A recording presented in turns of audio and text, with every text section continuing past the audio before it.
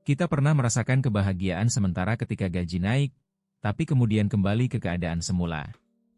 Ini karena otak kita secara otomatis menyesuaikan standar baru, sehingga rasa puas menguap seiring waktu.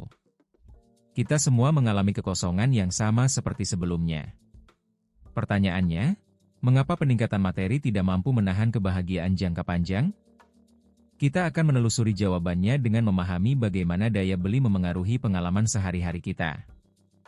Kita sering merasa bahwa kenaikan gaji akan membawa kepuasan, tapi kenyataannya tidak selalu seperti itu.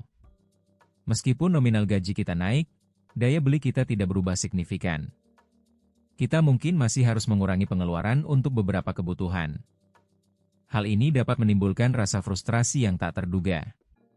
Kita perlu memahami bahwa otak kita memiliki cara unik untuk menilai perubahan, yang disebut adaptasi emosional.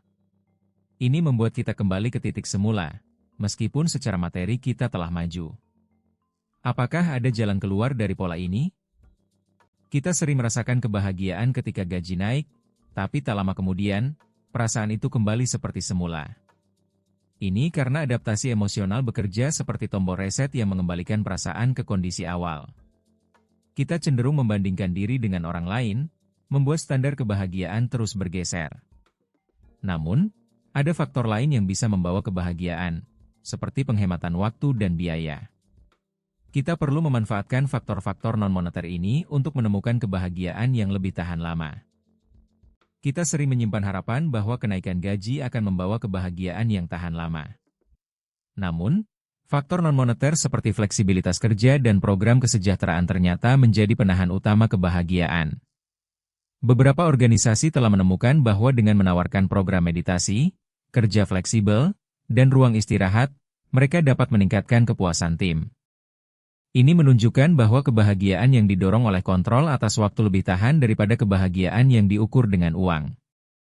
Kita perlu memahami bahwa manfaat selain gaji dapat menurunkan tekanan psikologis secara signifikan.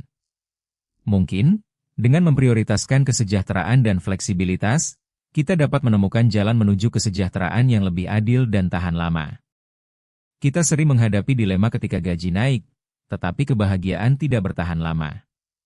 Transparansi gaji telah menjadi topik hangat, dengan pendukungnya berargumen bahwa membuka kisaran gaji dapat mengurangi rasa ketidakadilan.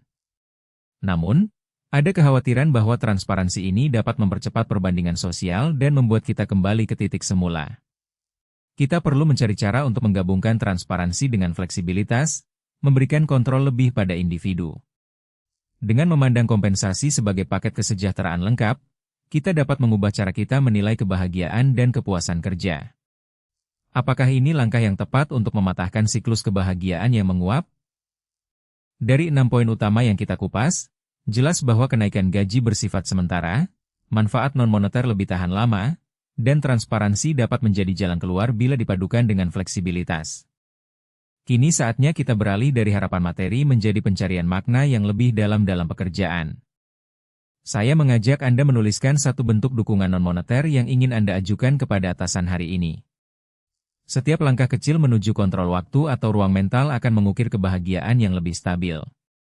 Di video berikutnya, kami akan membongkar cara merancang Well-Being Index pribadi yang dapat diukur dan dinilai oleh perusahaan.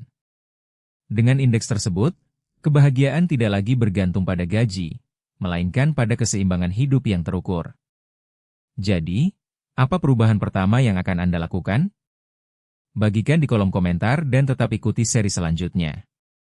Karena kebahagiaan sejati menunggu di balik pilihan yang sadar, bukan di balik angka yang menguap.